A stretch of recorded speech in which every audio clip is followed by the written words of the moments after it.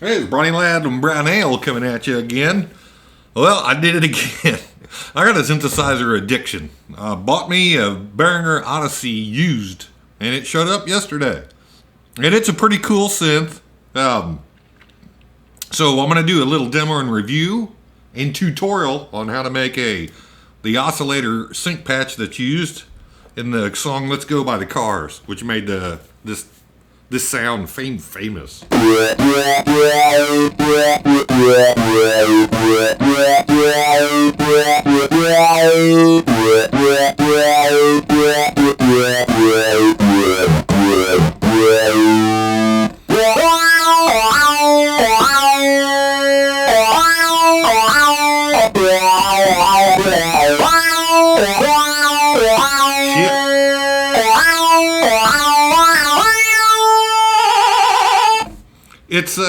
It sounds pretty close. It's much more aggressive than the real song. I think the real song, they probably used a Prophet, and you'll see why. But anyway, the demo and the review and tutorial, I'll just discuss it as we go building this patch from scratch. So what we're going to do is set the synthesizer up like you would get it out of the box. So let's turn all the faders off. I'm just going to blindly do all of this. And then we're going to turn all the switches down to the default settings. I wouldn't say default, it's analog, there's no default. And you'll see why digital synths are a much better way to go, even though you're going to sacrifice some sound quality. And I don't know if you can say that these days because the modeling is so good. In any case, what I like about this synth the most is goofy is the pimp lights on it. Should I call them pimp lights? Yeah. So you can turn them all the way off or turn them all the way up bright. I'll set them about there. It's probably blowing out the exposure, but it might help as a teaching aid. In any case, if you're new to subtractive synths or analog synths, there's three basic things that you need to make a sound. And that is a oscillating waveform that's oscillating somewhere between 20 hertz and 20,000 hertz. You need to be able to hear it, so you need an amplifier to magnify it to a level that our ears can hear. Then also, if you want control of the tone, they come with things called filters, and all filters do is take frequencies away. The Behringer Odyssey and the real ARP Odyssey that was out in the early 70s, they came with two oscillators, okay?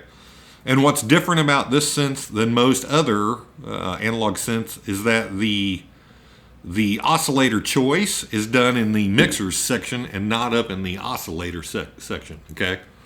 And so we can choose between voltage-controlled oscillator 1 or voltage-controlled oscillator 2, okay? So if I bring up oscillator 1, let's turn that all the way up. Do we have any sound? No. That's because we're sending the oscillator signal out, but it's not getting amplified yet. So let's turn up the amplifier. And that's done here at the voltage-controlled amplifier. So let's turn it all the way up. I still don't have any sound. Why? Well, it could be we're filtering that sound out. And when I look up at the voltage-controlled filter, or up here, it is turned all the way down to 16 hertz. And 16 hertz is below the frequency that human beings can hear. So let's turn it all the way up. We still have no sound. Now, why is that? Well, it could be maybe the oscillator pitch is too low. So we have oscillator 1 turned all the way up, the amplifier's turned all the way up, the frequency filters turned all the way up. Let's move this tuning up. Man, I still don't hear anything. Why?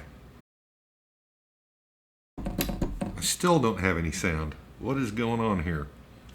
And this is an example of why analog synths, pure analog synths, are a pain in the butt to use, and why no one really uses them anymore unless there's some sort of digital control.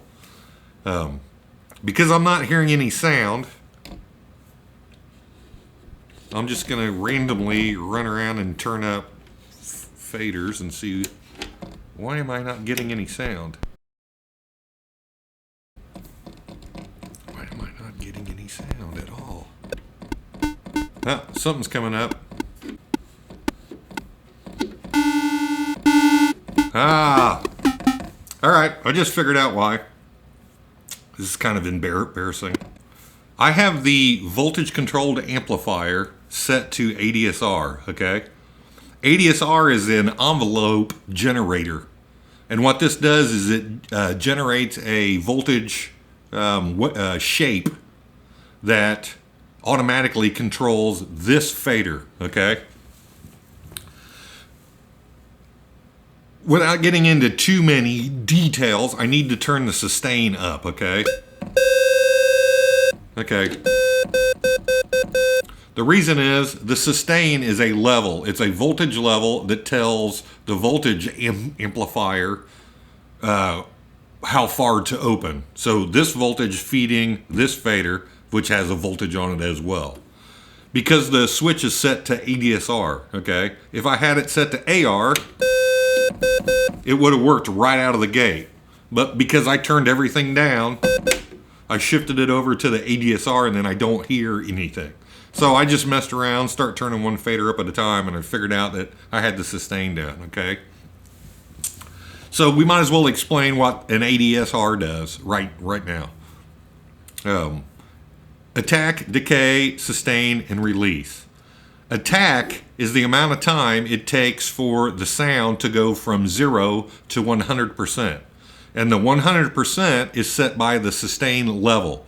So attack is time, decay is time, and release is time. Okay? And that's hard for new synth users to get their brain around, because sustain is different than those three. Sustain is a level. The other three are time. So if we turn the attack up, here it's coming up slow. If I make the attack really fast, it's on right away. So let's slow it down. Decay means the time it takes to get from 100% down to whatever level the sustain is set at. So if I turn the sustain all the way down, you hear it ramp up, and then when it goes through the decay that is set to 0 right now, it immediately falls to the sustain level. But if I bring the sustain up, it's not doing anything. Most analog synths, if you turn the sustain up, the gate, because I'm holding the key, is still open and it should make noise. Huh, that is bizarre. So I just found something quirky with the way the Behringer Odyssey works. It could have been the way the original ARP works, but I never had one. So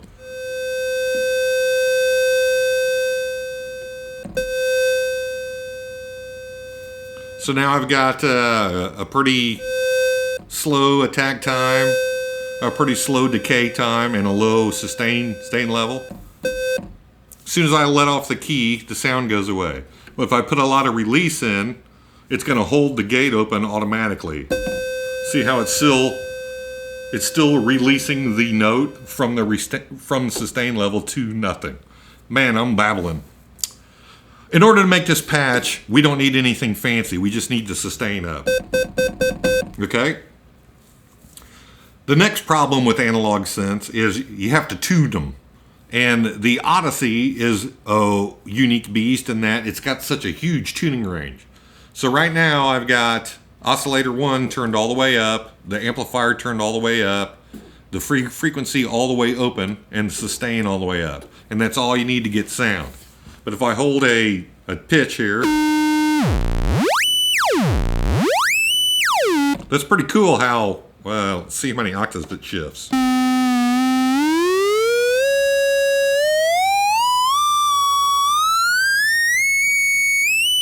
So that's over 4 going up. 1,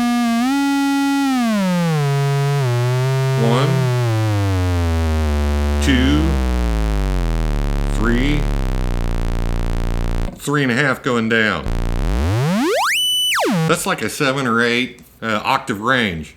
So like I think a piano is 7. I think this is 8. Is it? So that's B flat.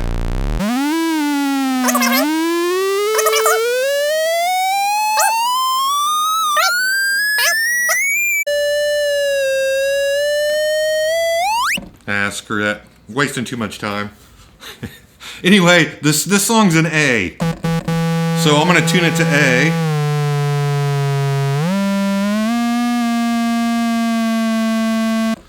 Here's the coarse tuning fader. And here's the fine.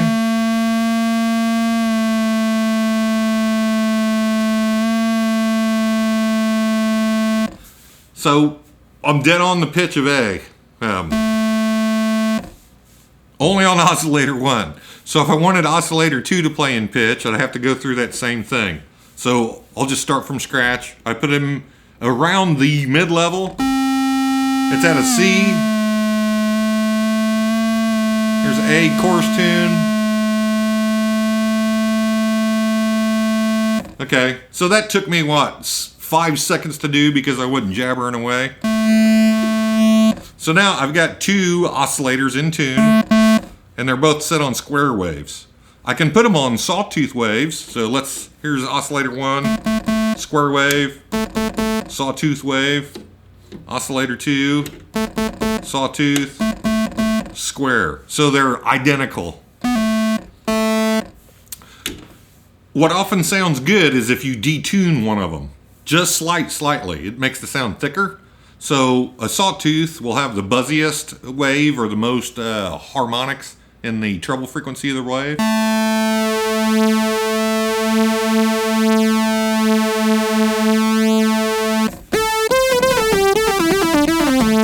So, yeah, that sounds good.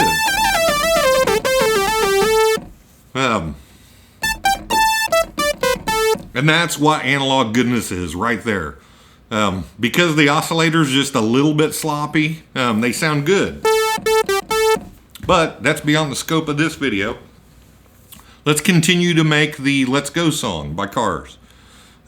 It's done with a thing called oscillator sync. And what oscillator sync does is it forces one oscillator to sync to the crossover point of a second oscillator. In the case of the ARP Odyssey or the Behringer Odyssey, it's forcing oscillator 2 to sync at the crossover point for oscillator 1. So, hell, let's just turn it on.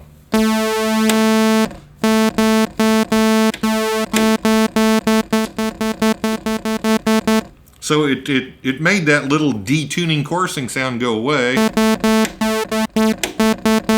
It thinned the sound out because it's automatically syncing the waveforms every time oscillator 1 crosses over the 0 point. So I think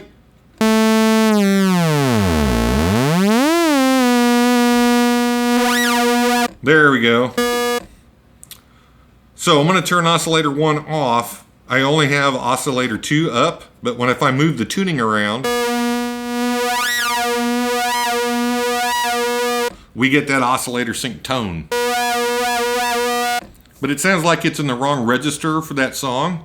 So it sounds too high. I'm going to pitch it down. As you can see, oscillator 2 it reflects the timbre of the tone, but not the pitch of the tone. Because the pitch is being forced to the pitch that oscillator 1 is running at. So we're going to turn oscillator 1 down.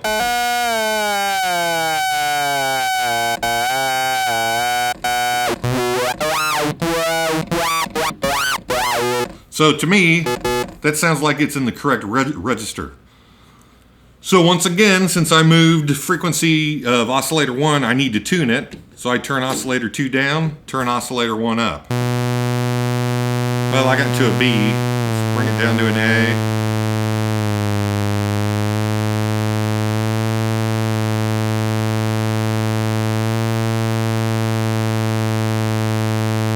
So once again, that took me about 6 seconds.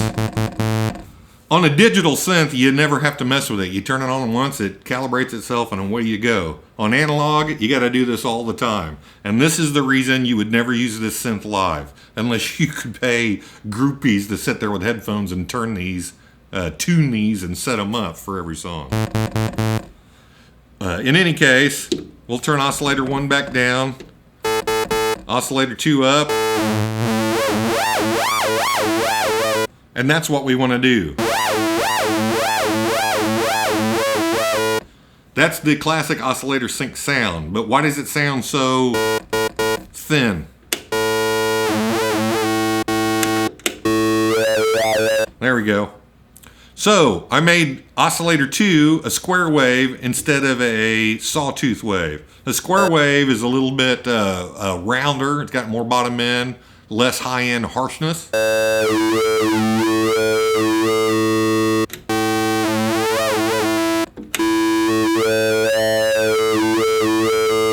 I just like it the way it sounds better on a square wave. Let's see if it makes a difference whether oscillator 1 is a sawtooth or a square. Doesn't seem to make a difference, so I'm just going to leave it on shark tooth or saw wave. So basically the tone's there. We could just play the song like this. But why do that when we can automate that? And we can automate it with, yep, you guessed it, an envelope generator. In this case, I'm going to pick the ADSR just because we have a little more control with it. The Odyssey also comes with a AR envelope generator. It doesn't have settings or faders for decay or release, which just implies that the decay time is set to zero and the release is set to 0. In other words, this is a gate where you can adjust how long it takes the note to get totally loud and how long the note takes to release. I'm going to turn those both all the way down. In order to move this, to get the car's oscillator tone, to automate that, I'm going to use the ADSR to move this coarse frequency for me. And we can do that here with the voltage-controlled oscillator automation faders. There's 4 choices here. I got it set, switched down here to ADSR. And then this fader says how much of the ADSR signal is getting forced to move this upper fader up and down. Now, we're not physically moving the faders, but we are moving the voltages that the faders deal with, which is why this is called voltage-controlled blah, blah, blah. Voltage-controlled oscillator. We control the oscillator pitch by changing voltages. We control the frequency cutoff with voltage, voltage-controlled frequency. We control the amplifier loudness with voltage, voltage-controlled amplifier. So anyway, we're going to use this voltage generator, this ADSR envelope generator of voltage to move the voltage of this fader for us.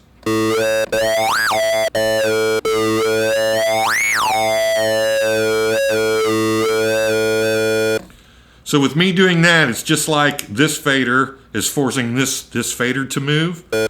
I was just trying to find a sweet spot in that tone.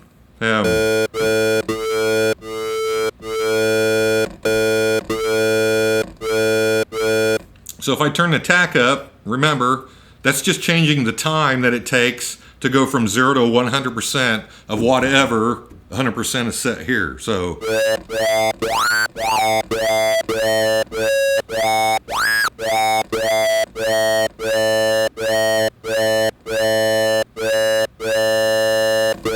okay.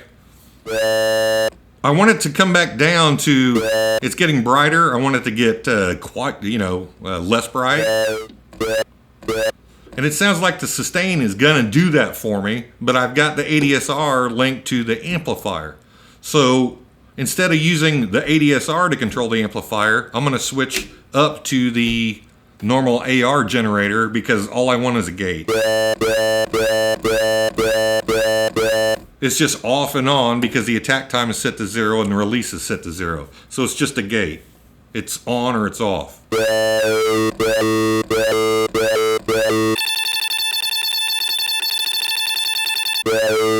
I'm just trying to get a smooth up and down. That sounds pretty smooth to me. Let's see if we can get it.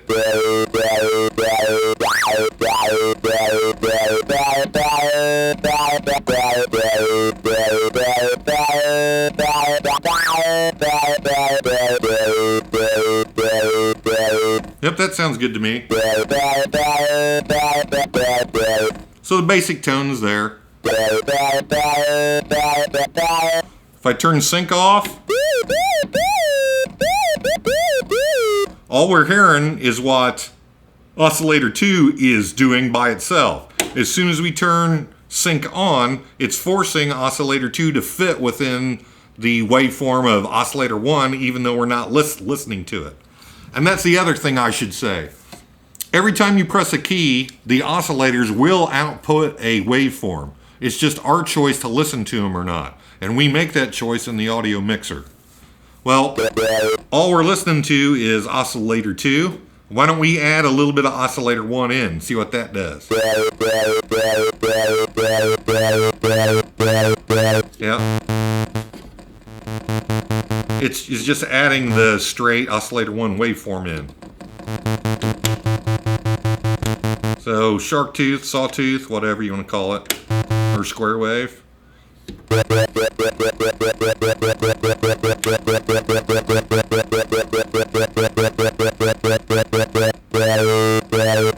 Just add a little bit of that in.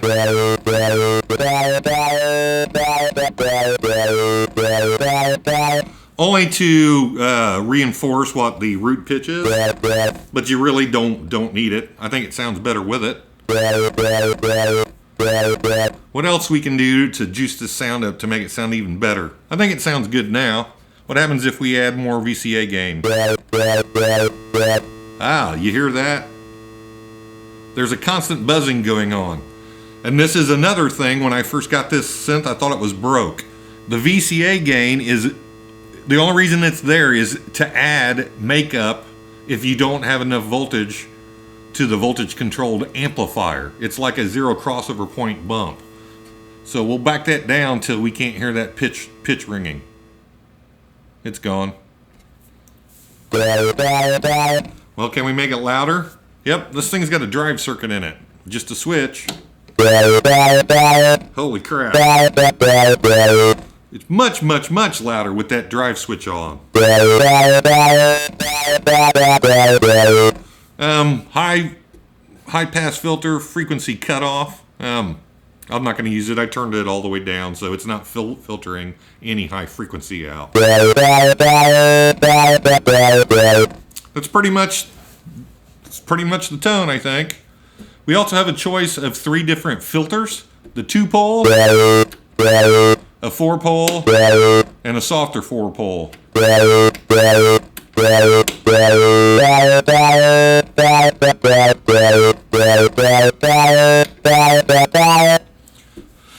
The top 2 have a more shallower cutoff filter in them, which is why the 2-pole sounds brighter.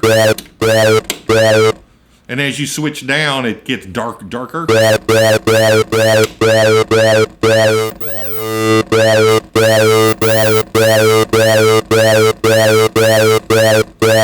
VCF resonance. Let's say this is your frequency from 20 to 20,000 hertz, and it's a straight line. As you turn the VCF frequency down, you're chopping the top of the bandwidth, the frequency bandwidth down. So you're starting to do this. And then the frequency spectrum, it's not straight across. You're losing as you get up in the higher frequency. At the point where the bend is, where you start to lose, VCF resonance adds gain there. You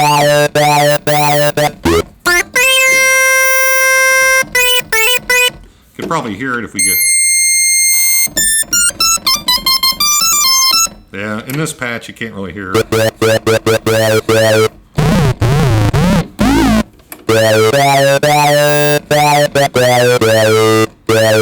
So I would say it's done.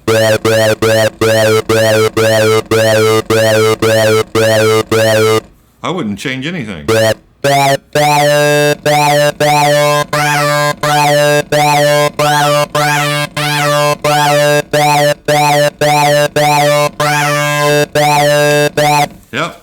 that would be the pitch. That would be the patch. The only other thing I would change, there's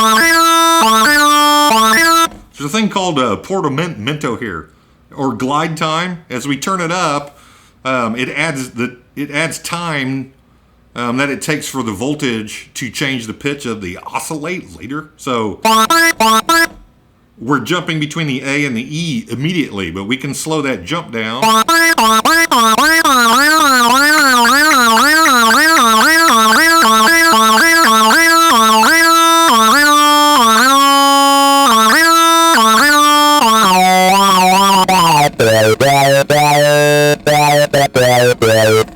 I like that sound.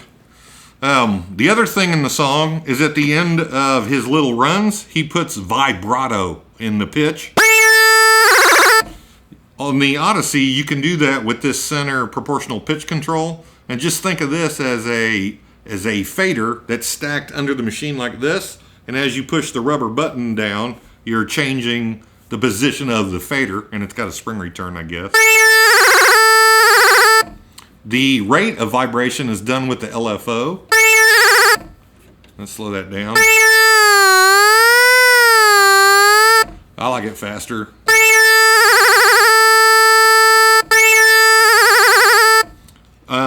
We also have a bend sharp and a bend flat. Those are very hard to use.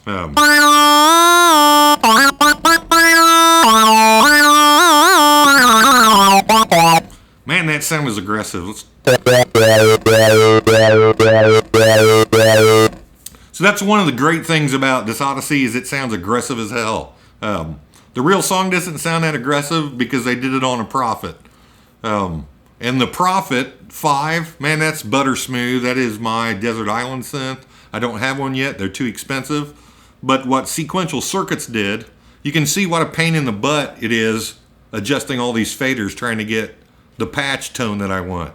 And you're doing that with experimentation a lot of the time because none of us are engineers. And even if you are an engineer, would you know if you change this voltage, to what degree it changes the sound or your perception of the sound? So Sequential Circuits figured out a way to digitally store where all the faders were, or in their case, rotary knobs on their synths, so that every time you turn the synth back on, you could get back to the patch you designed earlier, which is what was the death knell for the Odyssey. You can see taking this thing out live, trying to set the patch up every time you play live. It'd just be a nightmare, and changing something just subtly.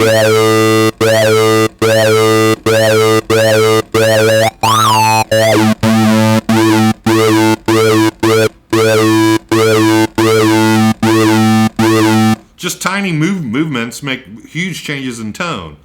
And so it was a nightmare dealing with these things live. So as soon as they got digital control, or I shouldn't say digital control, as soon as they got automated control that would place the voltages and faders for you, that's why that technology is so much better than this. But anyway, that's the patch. I added a little bit of stereo digital delay. It fattens it out a little bit. And there's a plate behind it that's probably too bright, so.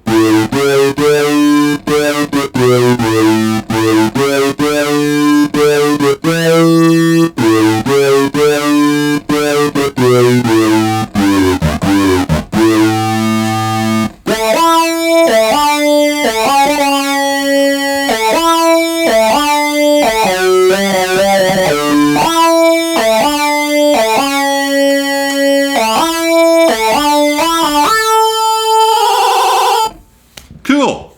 Very cool synth. Would I recommend it? No. Unless you're an old guy and you like vintage stuff, it's a cool toy to play with. But is it a good live synth? No way. No way. It's just a pain in the ass to set up every time you go play live. Is it a good studio synth? Sure. Young guys, are you studio players? Well, likely not. I think you're much better off going buying a digital synth that models analog stuff, and it gets you 90% of the way there. But does this sound close to an Odyssey or the vintage Odysseys I've heard? Yes, it sounds fantastic. And getting them used for other, $300, that's a fantastic deal. Well, that's all, man. I babbled a lot, but yeah, 2 thumbs up. I like the Odyssey, but I wouldn't recommend it to younger guys that play live, that's for sure. Or if you're learning analog synthesis, it's okay to learn on, but the way the faders are laid out, it's while you can see everything, that's great. The newer manufacturers, their analog synths are laid out better. It makes more sense where you can remember what you're doing. That's all. Have a good one.